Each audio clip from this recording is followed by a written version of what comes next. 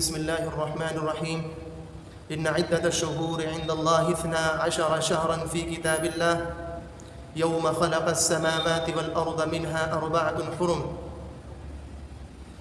وقال النبي صلى الله عليه وسلم أفضل الصيام بعد رمضان شهر الله المحرم.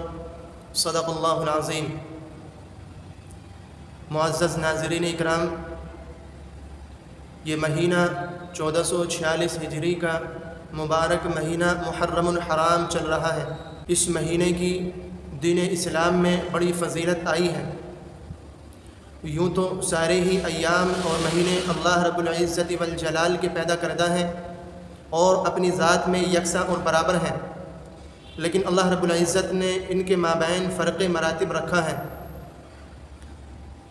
جس طرح تمام انسانوں میں انبیاء اکرام علیہم الصلاۃ والتسلیم کو فضیلت بخشی، جگہوں میں مکۃ المکرمہ اور مدینۃ المنورہ کو فضیلت عطا فرمائی، اسی طرح اللہ رب العزت والجلال نے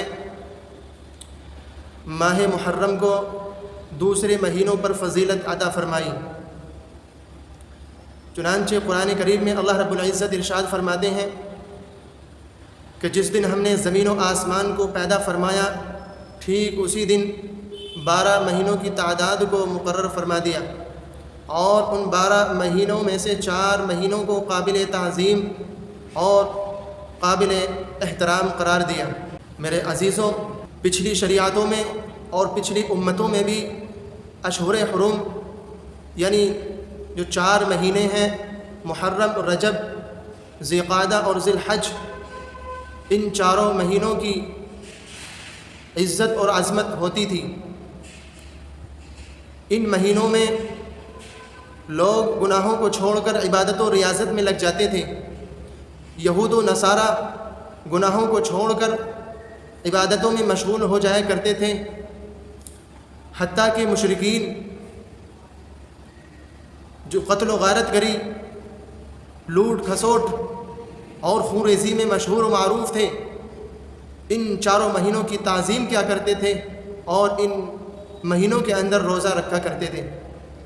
حضرت عائشہ صدیقہ رضی اللہ تعالی عنہ بیان کرتی ہیں کہ یہود و نصارہ ماہ محرم میں روزہ رکھا کرتے تھے.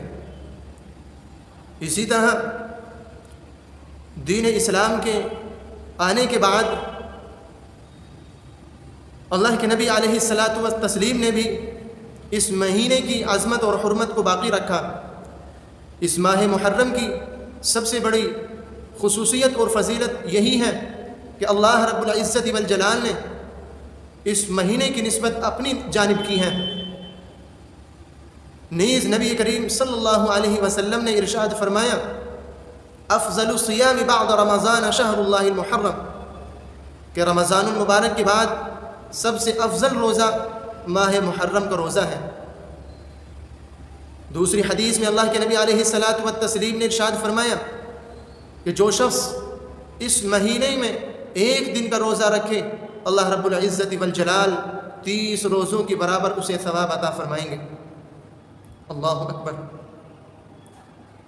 ایک دوسری حدیث میں حضرت علی رضی اللہ تعالی عنہ بیان کرتے ہیں کہ میں ایک مرتبہ نبی کریم صلی اللہ علیہ وسلم کے پاس بیٹھا ہوا تھا. ایک شخص آیا اور اس نے آپ سے آ کر دریافت کیا، اے اللہ کے نبی، رمضان المبارک کے بعد آپ کس مہینے میں روزہ رکھنے کا حکم دیتے ہیں؟ نبی کریم صلی اللہ علیہ وسلم نے ارشاد فرمایا کہ تم ماہ محرم کو روزہ رکھو، اس لیے کہ اس مہینے میں ایک قوم کی توبہ قبول فرمائی تھی. امید ہے کہ اللہ رب العزت والجلال دوسرے لوگوں کو بھی توبہ قبول فرمائیں گے. میرے عزیزوں، یہ تمام کی تمام خصوصیتیں اور فضیلتیں اس ماہ مبارک کی دین اسلام میں بیان کی گئی ہیں. اللہ رب العزت والجلال نے، نبی کریم صلی اللہ علیہ وسلم نے اس مہینے کو محترم اور معظم قرار دیا ہے.